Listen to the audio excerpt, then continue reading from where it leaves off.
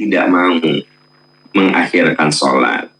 Tapi ada situasi-situasi tertentu yang membuat kita ini terpaksa mengakhirkan sholat. Ada yang sifatnya boleh, ya, kalau ada kaitan dengan kemaslahatan orang lain.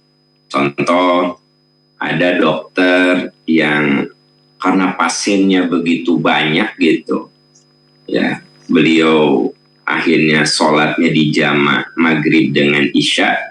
Yaitu kan bukan karena malas, bukan karena lalai, tapi memprioritaskan orang-orang yang sakit. Nah, dalam kondisi itu boleh sebenarnya. Seperti halnya Nabi pernah menjama' duhur dengan asar karena beliau membagikan zakat. Saking banyaknya yang berzakat, Nabi mengakhirkan sholat duhur alias beliau menjamak dengan asar. Namun tentu saja hal ini jangan menjadi kebiasaan. Hal ini jangan menjadi suatu yang rutin kita lakukan. Jadi sifatnya itu karena kedaruratan, sifatnya itu karena kondisi-kondisi tertentu.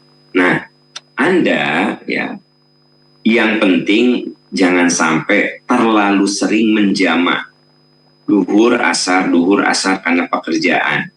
Nah, terlalu sering menjadi tidak bagus. Tapi sekali-kali masih dibolehkan. Lalu kalau sholat Anda sudah agak mepet ke asar, ya nawaitunya Anda kan tidak melalaikan. Tapi ada situasi-situasi yang memang susah untuk ditinggalkan.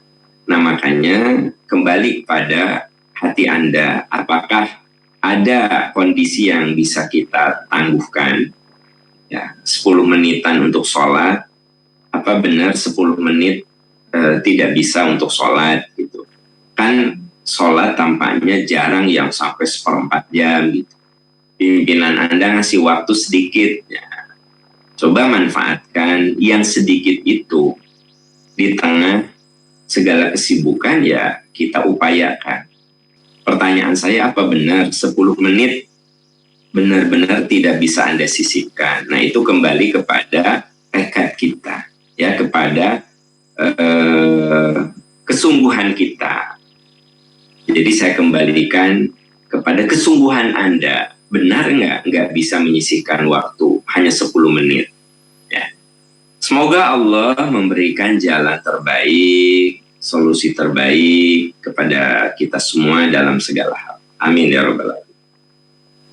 Beralih ke pertanyaan berikut. Assalamualaikum Ustaz, semoga Ustaz dan keluarga ada dalam lindungan Allah. Amin, amin ya rabbal alamin. Pak Am, apa boleh kita berdoa dengan sedikit memaksa, mohon supaya keinginan kita dikabulkan? Misalnya besok jatuh tempo bayar, kita mohon supaya uang ada.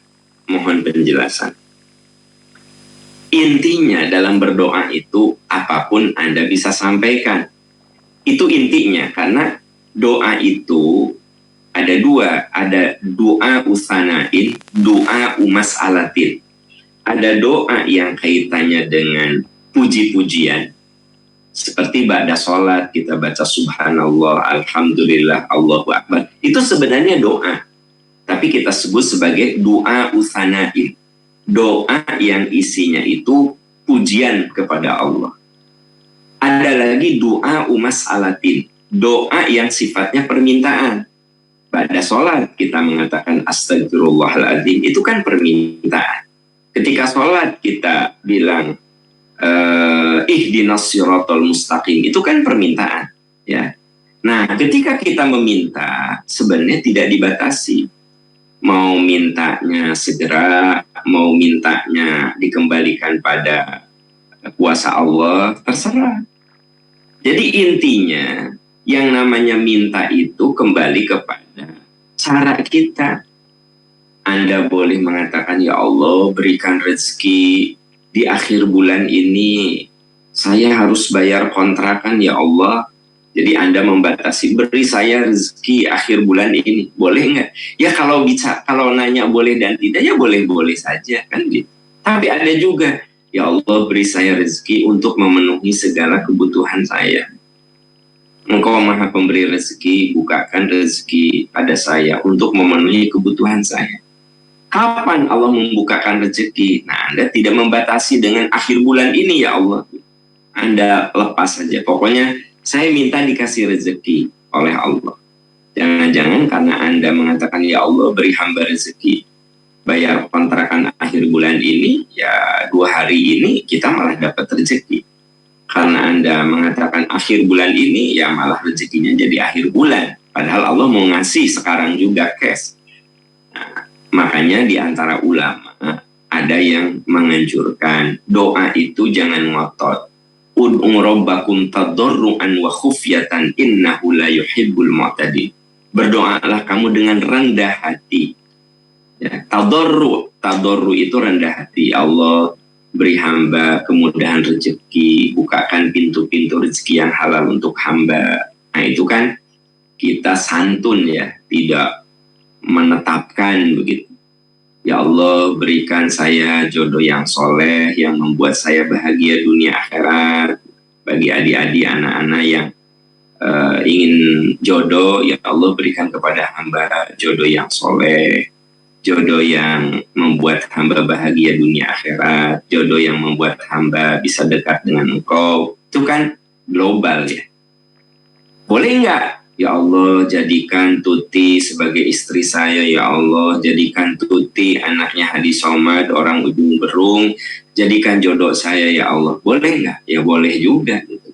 Hanya yang santun adalah yang tadi, ya Allah berikan saya jodoh yang soleh, yang membuat saya bahagia dunia akhirat, jodoh yang jadi imam untuk saya. Itu kan artinya global ya, santun. Pokoknya Anda minta jodoh yang soleh, siapapun yang Allah hadirkan, ya itulah yang Allah kehendaki gitu.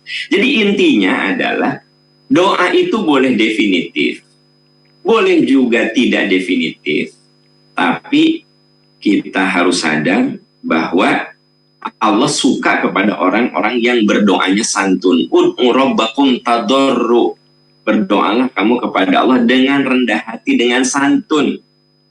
Wa khufyah, dengan suara lembut. Jadi berdoa itu nggak usah teriak-teriak, dengan suara lembut. Kalau saya misalnya sedang ceramah di satu majelis taklim, volume saya 8, maka ketika tutup dengan doa turunin suaranya jadi 5, jadi 6 ya. Kenapa? Karena Allah menyukai orang-orang yang kalau berdoa itu tadarru dan khufyah. Tadarru itu rendah hati, khufyah itu suara yang lembut ya. Iya, kita beralih ke pertanyaan berikut. Waalaikumsalam, semoga kita semua selalu dalam lindungan Allah. Amin, amin. Saat ini saya baru memulai usaha, namun kekurangan modal. Dan sudah mencari pinjaman, namun tidak berhasil. Lalu saya berpikir pinjam ke bank. Jadi saya takut usaha tidak berkah karena pinjam ke bank. Mohon pencerahannya Ustadz. Ya, sekarang kan sudah ada solusinya ke bank syariah, ya, gitu. Kalau Anda merasa ragu, ya kan sudah ada bank syariah. Dan kalau Anda punya usaha, pinjam ke bank yang berbasis syariah itu berkah juga, nggak masalah. Dan pihak bank nanti akan menilai apakah usaha Anda ini prospek, apakah usaha Anda ini memang bisa bertahan dan bisa mampu mengembalikan pinjaman, kan pihak bank nanti akan ada yang menganalisanya. Jadi kalau Anda ingin usaha itu terukur, ya boleh jadi begitu Anda mengajukan pinjaman ke bank, itu bank menganalisa modal yang Anda yang ada sekarang berapa, kemampuan Anda menghasilkan per bulan berapa, kemampuan mencicil berapa. Nah, kalau bank melihat bahwa memang Anda itu punya kemampuan membayar, nah berarti dinilai perusahaan Anda itu kinerjanya, prospeknya bagus, gitu. Ya udah ke bank syariah saja. Daripada Anda bingung-bingung, coba ke bank syariah. Jadi memang ada sampai sekarang yang mengatakan usaha itu nggak usah pakai bank. Kalau menurut hemat saya, kalau pakai bank syariah sih nggak masalah. Karena sudah disepakati bank syariah itu ada dewan pengawas syariahnya. Jadi semua produk yang ada di bank syariah itu sudah hasil persetujuan dari dewan syariah. Dan yang didudukan di dewan syariah itu orang-orang yang dinilai paham tentang fikih muamalah. Bahkan ada sertifikasinya. Tidak semua orang bisa duduk menjadi dewan pengawas syariah. Karena harus ada kompetensi-kompetensi tertentu yang dipenuhi untuk menjadi pengawas, untuk menjadi orang yang ada di dewan syariah itu. Nah, jadi kalau saya, bank syariah itu udah yakin halal kalau saya, ya. Walaupun ada beberapa orang masih kekeh mengatakan bank syariah dan bank konvensional itu sama saja. Ya, kalau cuma lihatnya di permukaan dalam jumlah cicilannya seperti sama. Saya beli mobil cicil ke bank syariah per bulannya 5 juta, ke bank konvensional 5 juta. Sarua wae, sama saja. Ya Anda jangan lihat outputnya, tapi prosesnya, akadnya itu berbeda. Ya, biasanya orang itu simplistis. Jadi menyederhanakan saja, sama aja lah. Nah, itu sebenarnya menyederhanakan. Padahal sebenarnya tak sesederhana yang kita lihat gitu. Ya. Jadi solusinya seperti tadi, coba ke bank syariah. Semoga Allah memberkahi usaha Anda dan memberikan kemudahan, kemajuan, ya. Ya, kita beralih ke pertanyaan berikut. Assalamualaikum Ustadz. Waalaikumsalam warahmatullahi. Terima kasih Ustadz, tiap pagi selalu menyertai kami. Sekalipun Ustadz sibuk, tapi selalu menyisihkan waktu. Terima kasih dan sangat bermanfaat. Amin, amin ya rabbal alamin. Saya selalu mendoakan Ustadz sehat. Amin, amin ya rabbal alamin. Ustadz, pimpinan saya non-muslim, saat dia berdoa, suka menggunakan nama Tuhannya. Saya hadir di situ. Bagaimana Ustadz? Terus bolehkah saya berdoa sendiri dalam hati, menggunakan nama Allah, bukan menggunakan nama Tuhan pimpinan saya?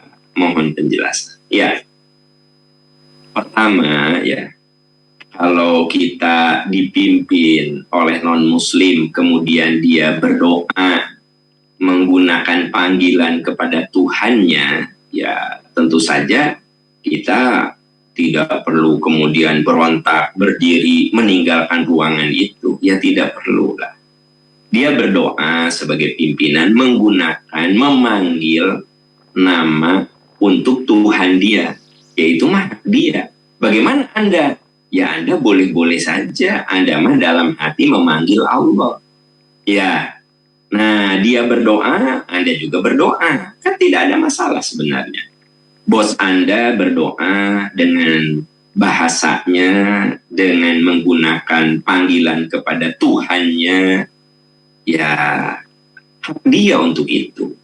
Nah, lalu Anda ya duduk di situ, kemudian Anda juga ikut berdoa, tapi Anda tidak larut dalam bahasa doa bos Anda, bukan Tuhan Anda. Ya sudah, Anda bisa berdoa dalam hati, ya Allah, ya Allah. Nah, kalau dia mengatakan nih kepada Tuhannya agar diberi rezeki, kan sama aja Anda juga perlu rezeki kan, tapi Anda fokuskan bahwa itu kepada Allah. Mungkin redaksinya itu bagus, saya yakinlah semua orang yang berdoa itu bagus. Bos Anda walaupun non-muslim, yakinlah dia minta usahanya maju, dia minta usahanya diberkahi, dia minta seluruh karyawannya itu dilindungi, dia minta perusahaannya itu diberkahi. Pastilah, masa pimpinan non-muslim menjelekkan buruk pada perusahaannya? Ya, benar nggak? Nah berarti Anda tinggal fokus pikiran pada Allah Subhanahu wa Ta'ala. Bahwa redaksinya sama ya nggak masalah. Ya, misalnya nih ya, pimpinan Anda mengatakan, Tuhan Yesus berikan kepada kami kekuatan, berikan kepada kami kemudahan, berikan kepada kami kelancaran.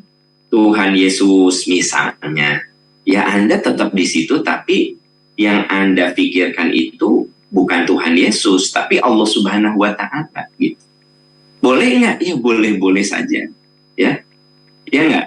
Nah gitu. Anda fokus pada Tuhan yang kita yakin. Allahu Ahad, Allah yang satu. Allahus Somad, Allah tempat bergantung.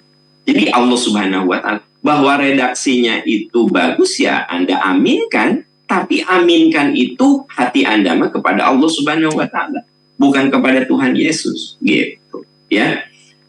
Wallahu a'lam bissawab. Wallahu a'lam bissawab. Pertanyaannya nampaknya masih berlanjut. Ustadz, bukankah kita tidak boleh mendoakan yang non-muslim? Lalu bagaimana saya duduk dengan non-muslim dalam berdoa? Ya. Begini Pak ya, yang dimaksud tidak boleh mendoakan itu sebenarnya dijelaskan di dalam surat At-Taubah ayat 113. Maka nalin nabiyyu walladzina amanu ayyastaghfiru lil musyrikina walau kanu uli qurba. Tidak boleh nabi juga orang beriman memohonkan ampunan, ayyastaghfiru, memohonkan ampunan lil musyrikin, kepada yang musyrik. Walaupun kanu uli qurba, walaupun itu kerabat dekat gitu. Jadi ayat itu bukan melarang kita duduk di sebelah non-muslim yang berdoa, bukan. Tetapi ayat itu melarang kita memohonkan ampunan kepada yang sudah wafat. Misalnya ayah bunda Anda, ayah ibu Anda beragama Hindu misalnya, ya, gitu. Kan beda agama. Maka kalau sudah wafat, Anda tidak bisa mendoakan, ya Allah berikan ampunan pada ayah saya, pada ibu saya. Karena beda keyakinan, musyrik ya.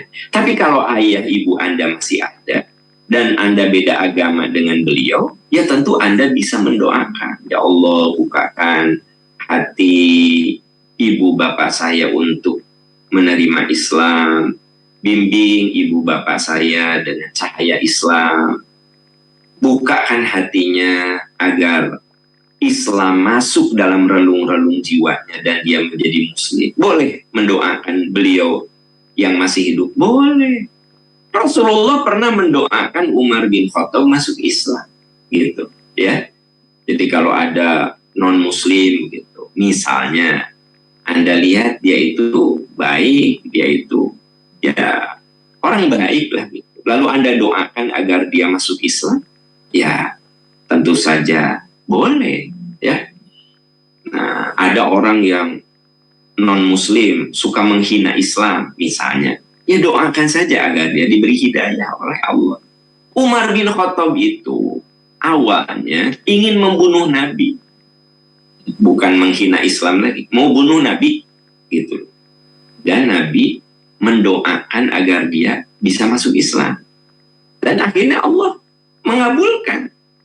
Umar bin Khattab yang tadinya berniat mau membunuh Nabi, hatinya berbalik menjadi pendamping, penolong Nabi SAW. Bahkan Umar bin Khattab menjadi salah satu khalifah setelah Rasul wafat. Adalah siapa Umar? Umar adalah orang yang sangat benci kepada Nabi.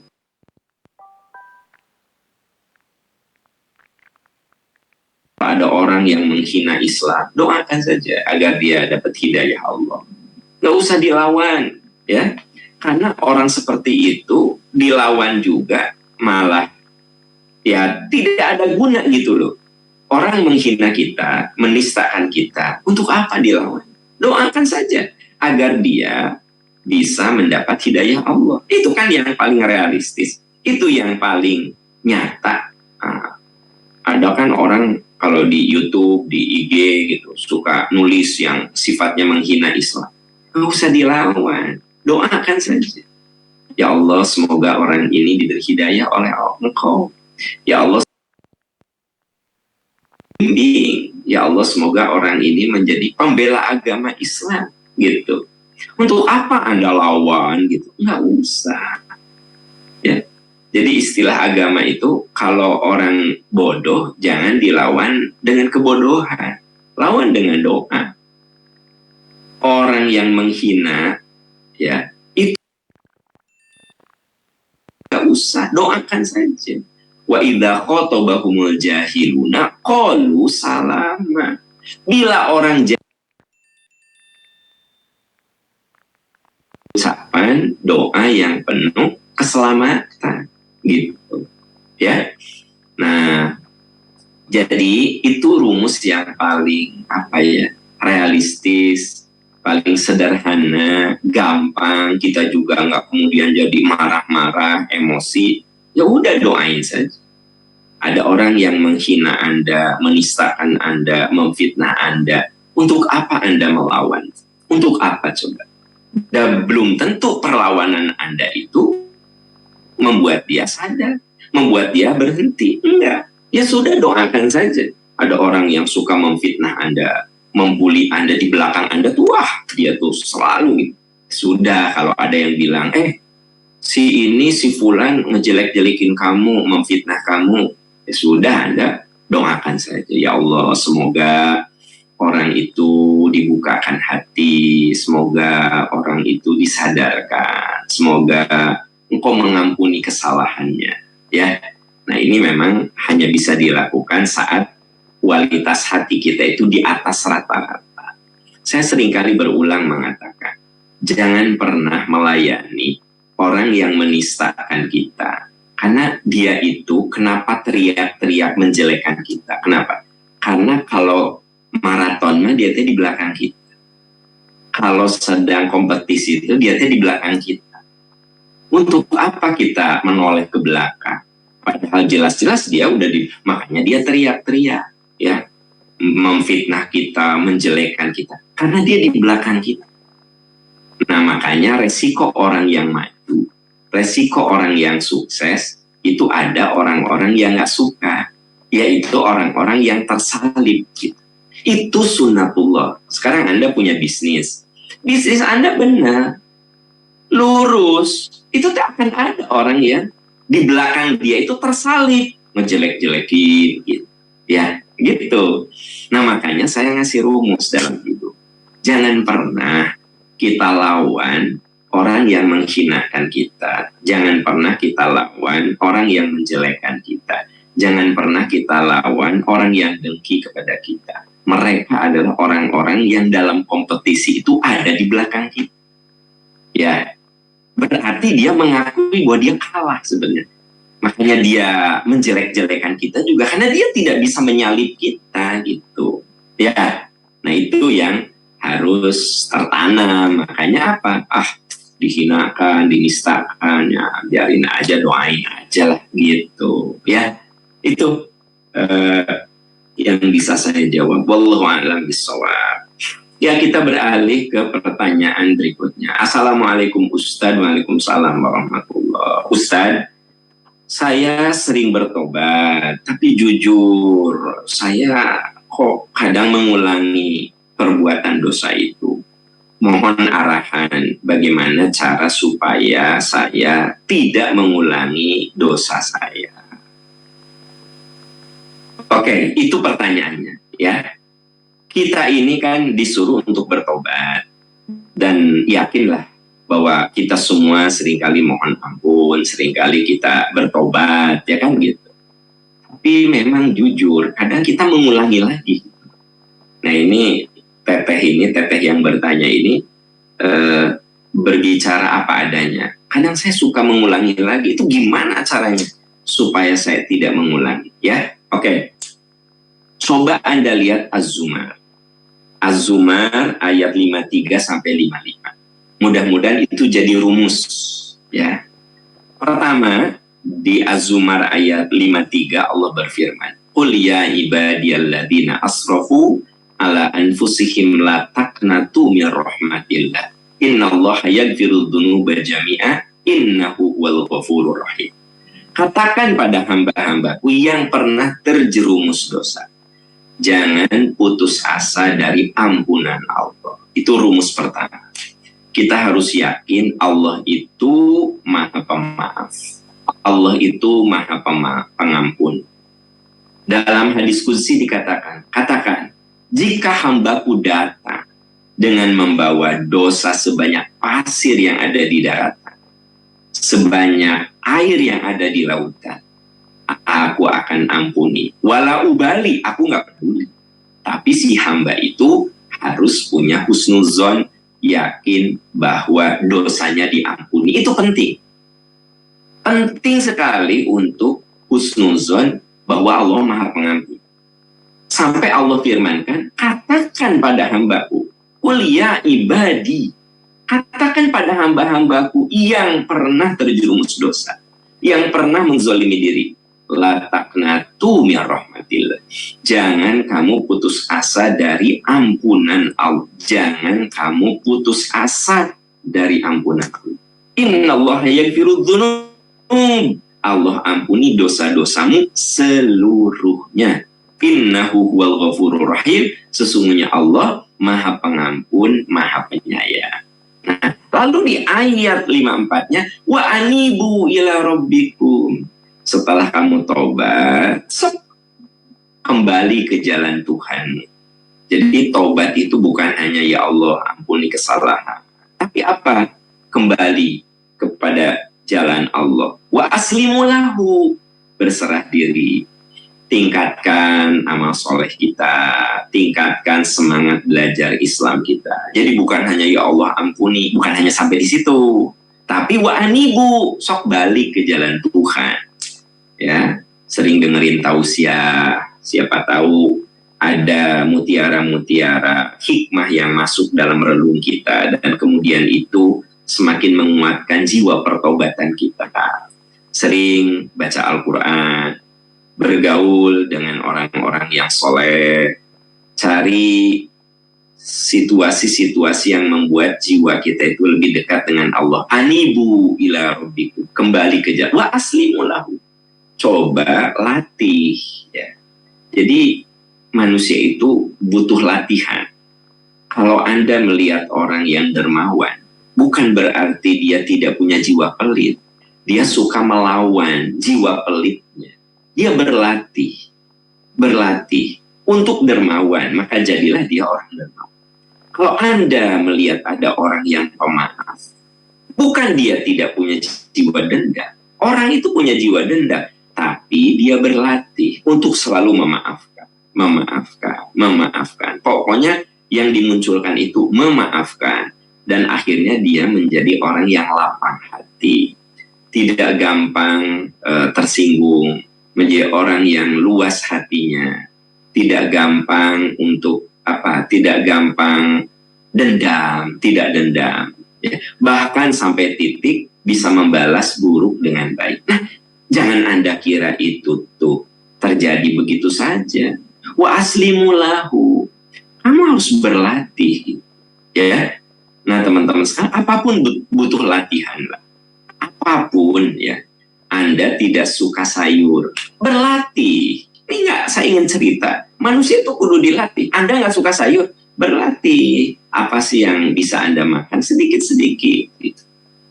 Anda nggak suka pedas. Nah, ada orang yang tidak suka pedas. Jadi suka pedas. Latihan pelan-pelan. Ya, gitu. Saya tidak suka pedas. Gitu. Istri saya suka pedas. Nah, saya pelan-pelan. Ya, 1 tetes, 2 tetes. Akhirnya saya senang pedas. Artinya apa? Semua dilatih gitu loh. Ya, semua dilatih. Ada orang yang kalau olahraga itu ya baru jalan 10 menit itu udah capek bang. Dilatih terus. Alhamdulillah sekarang jalan 1 jam juga nggak masalah. Ini artinya manusia itu makhluk yang harus dilatih. Ya, makanya di dalam ayat tadi di surat Az-Zumar, wa anibu ila rabbikum wa aslimu lahu. Balik ke jalan Tuhan, latih diri dengan berserah diri, dengan ketaatan. Nah, terus wattabi'u ahsana ma unzila ilaikum min rabbikum ayat 55-nya.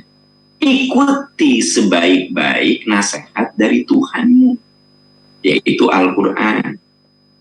Itu upaya-upaya yang bisa kita lakukan untuk tidak mengulangi dosa. Yakini Allah itu Maha Pemurah, Maha Pemaaf, pintu ampunannya sangat luas. Yang kedua, setelah permohonan ampun itu kita nyatakan, ya kita kudu berjuang kembali kepada jalan yang benar. Lalu latih dalam jalan kebenaran itu. Nah, lalu untuk supaya kita terlatih dalam jalan kebenaran, bimbing hati kita, pupuk hati kita dengan nasihat-nasihat dari Al-Quran. Wattabi'u ahsana ma unzila ilaikum. Ikuti sebaik-baik yang Tuhan turunkan kepadamu, yaitu Al-Quran. Ya, itu diantara upaya-upaya. Ya jelas kalau berdoa mah harus ya, Robbana la tuzigh qulubana, ya Allah jangan kau bengkokkan hati kami. Jelas kalau berdoa mah nggak usah diomongin lagi, itu mah udah jelas ya. Kudu harus ya kita mohon bimbingan Allah Subhanahu wa Ta'ala. Kalau kita bertemu dengan orang yang kita anggap soleh, minta doa, doakan saya ya biar istiqomah, doakan saya ya biar saya bisa tetap dalam kebaikan. Siapa yang kita minta doa? Siapa saja, bisa orang tua kita, bisa teman kita, bisa guru kita. Pokoknya orang yang kita anggap dia itu punya kebaikan, punya nilai plus dibanding kita, ya gitu. Wallahu a'lam bishawab. Wallahu a'lam bishawab.